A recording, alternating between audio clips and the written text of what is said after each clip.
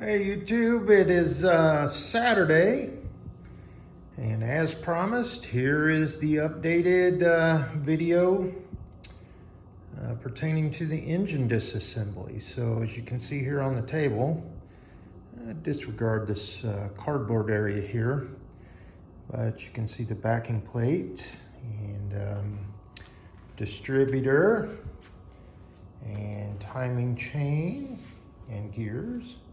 Exhaust manifold, intake manifold, got the water pump there, timing chain cover, got the oil pump, cylinder head and a few of the studs that came out along with the bolts or the nuts. Got the valve cover, oil pan and oil pickup, and crankshaft pulley, nut, and oil slinger and woodruff key.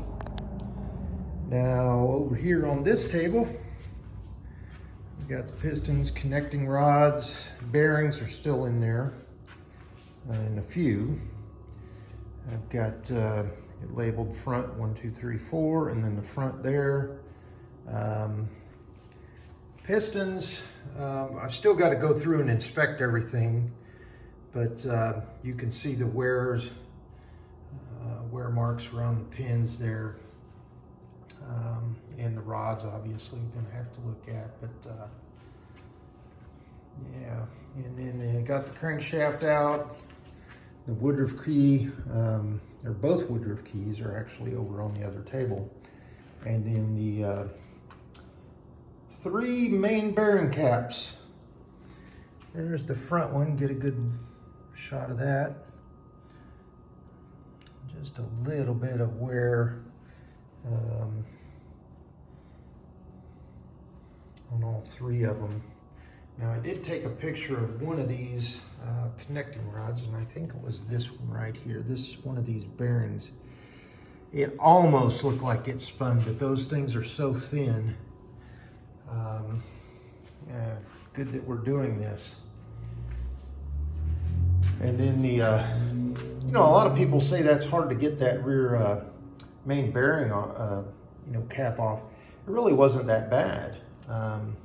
Basically what I did was kind of, I stuck a screwdriver kind of down in here and took the sealant out of the 2 sides there, and then kind of rocked it back and forth, and it just barely, back and forth, and it just came right off.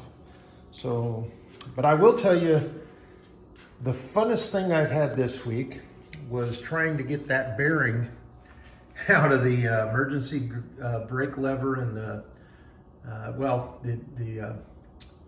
little housing there for the speedometer gear and everything. So you can see the bearing for the yoke seal.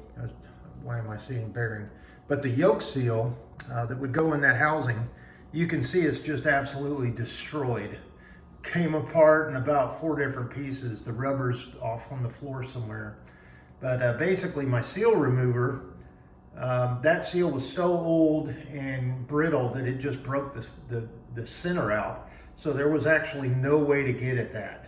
So what I ended up doing is trying to get at with some vice grips, and ended up taking off the housing and then tapping it out from inside the housing real gingerly to try to not hit anything. So luckily I was able to do that, but I did want to share that was an absolute nightmare.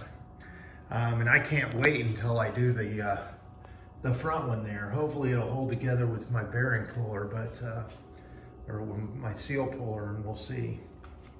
But the seals did come in today. FedEx delivered them, and I think I talked about that before. The gasket and seal kit that came, or that I ordered, didn't come with the actual seals. It came with the little felt, the laughable felt gasket that goes on the main shaft inside the bell housing there, and then you've got that, that bearing cover kind of thing, and there's a felt seal in there. One side's rubber.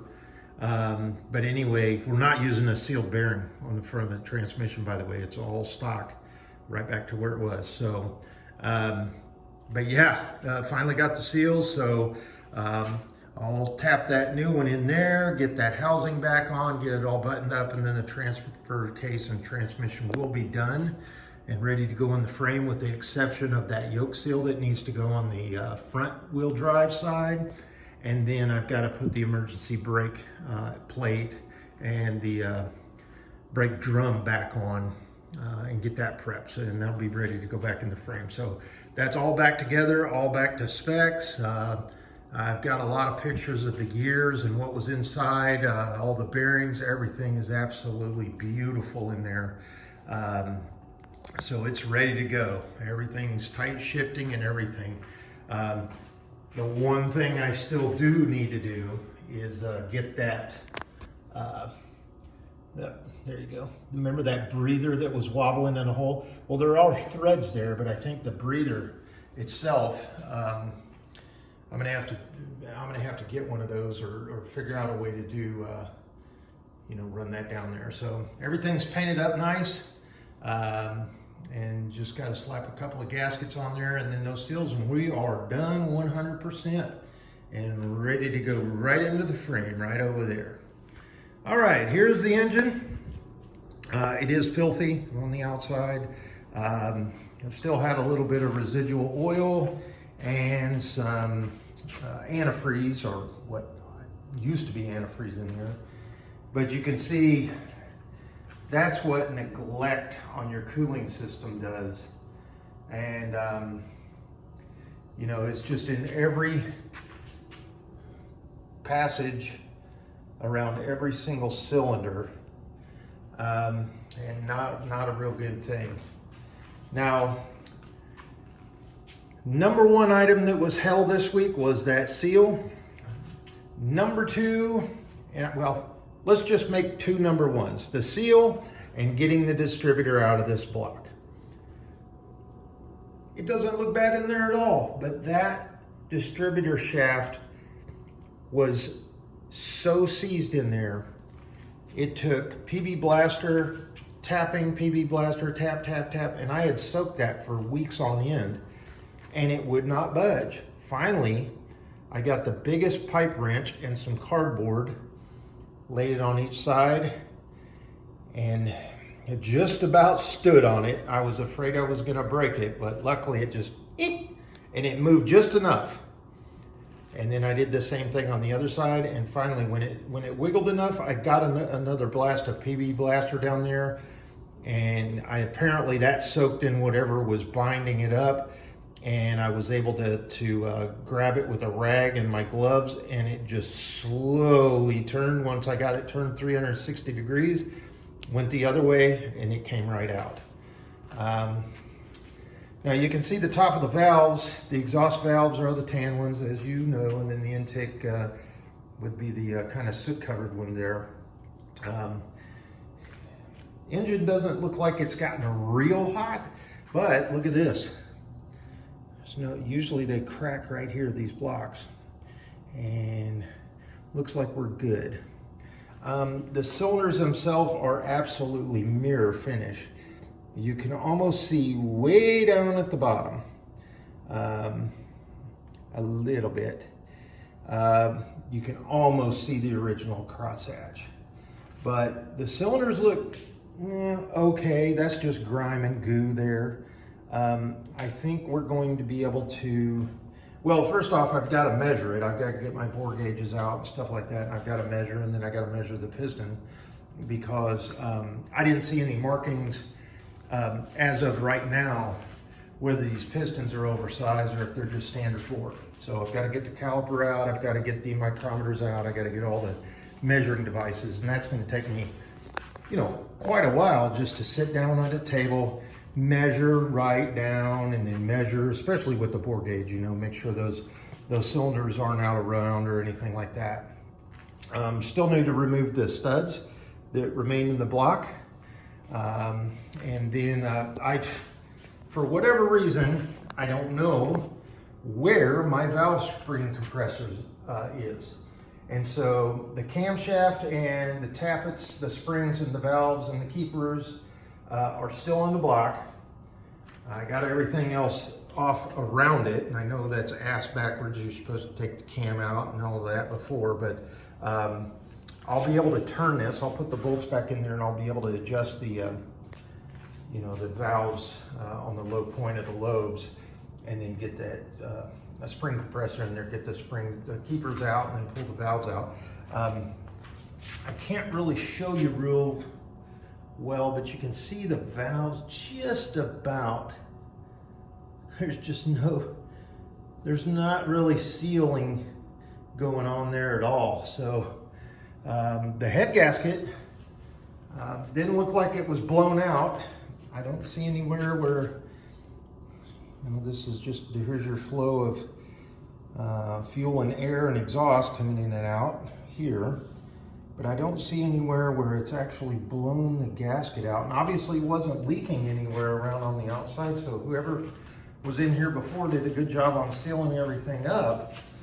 I do know for a fact that someone has been in this motor before. And a couple of telltale signs, but one of the biggest giveaway is the oil pickup, the 2 bolts that hold it in. There's usually safety wire around that. There was none. And when I pulled those bolts out, there were hardly any torque on them whatsoever.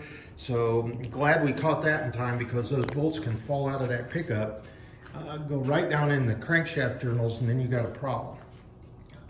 Typically, those bolts do 2 things. They fall out, they go down in there, ruin your crankshaft, ruin your bearings, fall down in the oil pan, and somehow get clogged up in the oil return screen.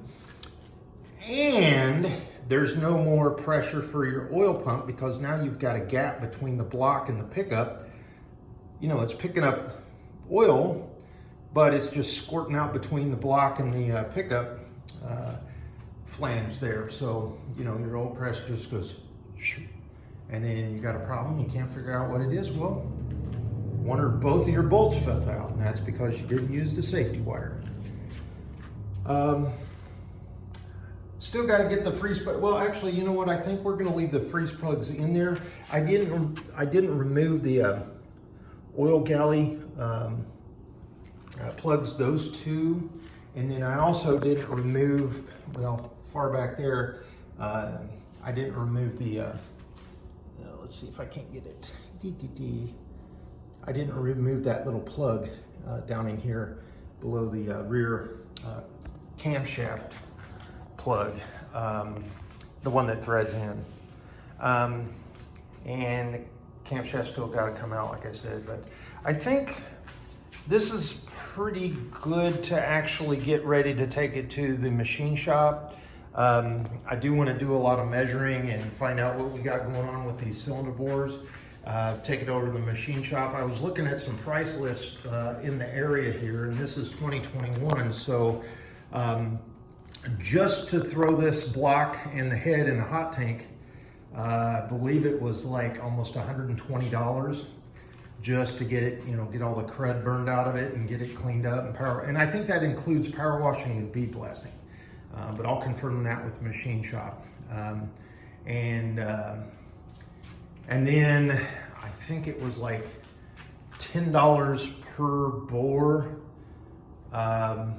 if we need to go up a size. And the honing was really reasonable. I think it was all 4 cylinders, just to hone them and get the crosshatch back. Now I don't know if they use a industrial type hone, or if they use a bottle brush or what, but we'll go to a reputable shop. There is a racetrack nearby here, and a lot of the racers take a lot of their motors over there to be worked on. There's also one over near Airfield here that works on aircraft engines. And I know it's cast iron block, but you know, the tolerances for aircraft engines are much more stringent. So we may, you know, shop around a little bit and find out where we can get the best service and the best price. But overall, everything's looking good out here on the outside. I did pop that antifreeze plug out there, and you can just see that crud in there and that orangey looking stuff. But man, that is just, that's what happens when you just absolutely don't take basic maintenance. I mean, change your coolant out every once in a while, especially change your oil. The oil in here, I have no idea how old it was, but it was so cruddy. Actually, I'll show you. Yeah, the light's not very good down here, but you can almost see just the sludge, that pile of sludge there. See that little lip of right here? That's just years and years of goo that is just built up in that oil and then wasn't filtered out, and it's just sat down there in that oil pan. Cylinder head is here, and I've still got the head gasket just kind of laying on there, but you can see, like I was saying before, doesn't look like it's been blasted out anywhere. And I did bend it a little bit getting it off, but you know, it's right in there is usually where it would happen. And then yeah, it's held together. A lot of soot, a lot of carbon. That'll come right off. That hood will clean up real nice. And then obviously we got to check for deck level, see if we need to deck the block and the head to get a good mating and sealing service on there with the, boy, look at this.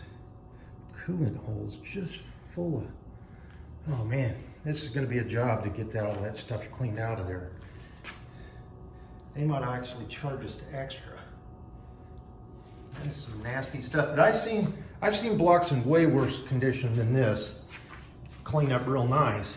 I'm just hoping some of that crud in there isn't blocking any cracks. And for what I've seen, it doesn't look like there is, but you know, Magnaflux and all that's got to go through it and see what we can do. The ports aren't too gummed up or anything like that, so at least it was tuned right. It was running not too rich, not too lean. And the top of the pistons, let me see if I can show you. The top of the pistons here didn't look too bad. A little bit of crud on there. Show you the other one here. Yeah, just a little bit. You know, the where that carbon is, where that little oval of carbon, that's your combustion chamber, and then on the opposite side is where the valves would be. So, and I didn't see any markings on the pistons themselves as far as size, so I'm not sure what's going on there. Didn't see any markings or anything still on the bearings or any of the journals or anything like that. So more measuring, and this is where everything kind of slows down because there's a lot of technical things you got to do now. Just getting it apart is, you know, part of the process, but actually going through and measuring and inspecting and really making sure everything's cleaned up nice, and this is gonna last another 75 years. Well, you know, gonna last a long time once you get it back together. That just goes in your prep work and making sure you got everything, you know, checked and decked and cleaned and squeaky. Pardon the mess on the floor. You know, as you know, when you disassemble an engine block, you get it all over, but luckily that little tub there and that pan caught the majority of everything. And still waiting on the ring and pinion for the rear axle. And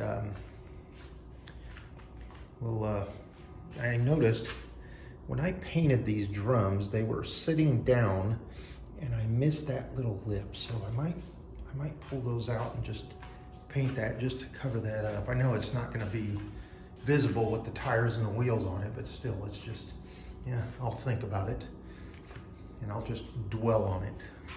So might as well catch that while it's out. But I did the front ones right, you know. I don't know what I was thinking. Oh, I didn't use the 2x4s and I didn't use the cardboard on those. I actually held them up with my gloves before I set them down. So, and I told you, I think it was a couple of days ago, I got the hubs all back together, ready to go on that. And I've got a list going over here on the wall, right there. With things that I still got to do. So anything that I'm leaving, I write down right away, so there's not an unknown or a, you know, left at the very end, and that is to retap that knuckle drain hole on the driver's side because the first couple of threads, I couldn't get that drain plug back in there, and I'm not going to mess up the knuckle. Oh, I got some dirt on the frame. Oh gosh. Oh, I might need to cover that up. Saran wrap it. Oh, and I got some more over here. The beautiful frame. It's getting dusty. Oh well. It's going to get even more dusty being up underneath the up underneath the body. So, alrighty. So that's where we're at. I will probably not post another video for a little while now because, as I said, it's going to be a lot of technical measuring and all of that stuff. And then, you know, probably this week, next couple of weeks, we'll try to get the block and the cylinder head over to the machine shop and get them on that, because I don't know what their lead time is going to be. And then I'll start working on, you know, just cleaning. And then once the machine shop finishes, you know, and lets us know what they need to do with these cylinders, you know, whether they need to be honed, they can be just honed, or if they need to be bored out to the next size, then that's going to affect whether we need to buy 4 brand new pistons and rings. And then of course the bearings for the rods and the main bearings for the crankshaft. Probably will take the crankshaft over there and just have them, well, I'm gonna size it. I'm gonna make sure it's measured out to spec and everything. But we probably will think about taking that over there and have that cleaned up and at least polish the journals. Just make sure they're nice and smooth. They are. I don't catch my fingernail on anything, but you know, you can't feel all the micromic cracks in there. And of course, you've got to make sure that your you know, your oil can get between your journals and your bearings there. So yeah, so there we are, YouTube. We will talk to you soon. A lot of paperwork sitting over here on the desk or on the workbench. That's just printed out some specs, some torque ratings. Got a list of my orders that I've made, multiple orders, and a bunch of stuff written on there that's back ordered. Got that belt crank over there waiting for the bearings and the kingpin repair kit. Still waiting on the bolt for the master cylinder. I'm not going to talk about that again. And then that's where we're at. And I was told by the end of the month, we should see, end of September, we should see the ring and pinion and the bearings for the rear end, rear axle, and should see the left-hand thread spring shekels for the front driver's side and the rear passenger side. So get the axle back in there, springs in there, probably put the shocks on, maybe. And then, because that's always real fun, compressing that, especially this one, compressing the shock and the rubber to get the washer and the cotter key in that one. The other ones aren't too bad. You know, you can use a C-clamp, or I've seen some guys use some big channel locks, but C-clamps usually work. And then I've got a socket over there that's I cut a groove in that when you clamp it on there and compress everything, the slot actually, you can throw the cotter pin right in the hole of the slot of that socket. Basically just took an old socket and cut it right down the side. It almost looks like a O2 sensor wrench or O2 sensor socket. And I've seen people use those before too. But I made one that's just a little bit bigger diameter than the shock rod. I guess you'd call that a shock rod. Where the shock would mount on, you know, that socket goes right over there.